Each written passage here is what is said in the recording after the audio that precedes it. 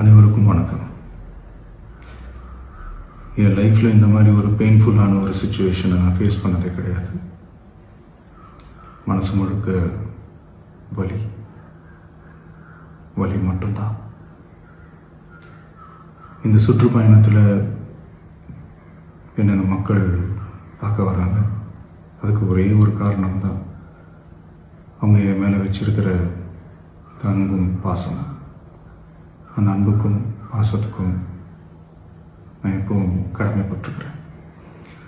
அதனால தான் இந்த சுற்றுப்பயணத்தில் மற்ற எல்லா விஷயங்களையும் தாண்டி மக்களுடைய சேஃப்டி, அதில் எந்த காம்ப்ரமைஸும் பண்ணிடக்கூடாதுன்றதுக்காக தான் அது என் மனசில் ரொம்ப ஆழமாக இருக்கும் அந்த எண்ணம்.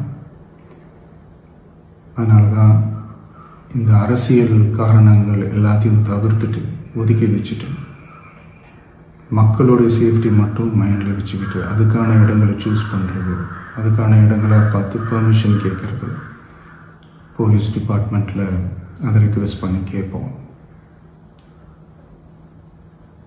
ஆனால் நடக்கக்கூடாதது நடந்துருச்சு. நானும் மனுஷன் தானே. அந்த நேரத்தில் அத்தனை பேர் பாதிக்கப்பட்டு இருக்கும்போது எப்படி அந்த ஊரை விட்டுட்டு என்னால் கிளம்பி வர முடியும்?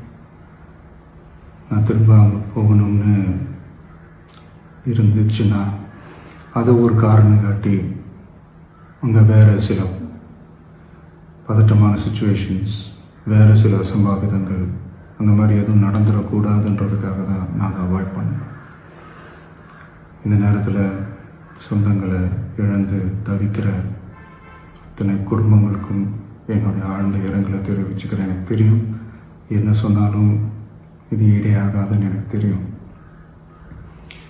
ஹாஸ்பிட்டலில் ட்ரீட் பண்ணிகிட்ருக்கிற எல்லாருமே சீக்கிரமாக க்யூர் ஆகி வரணுன்றதை இந்த நேரத்தில் நான் வேண்டிக்கிறேன்.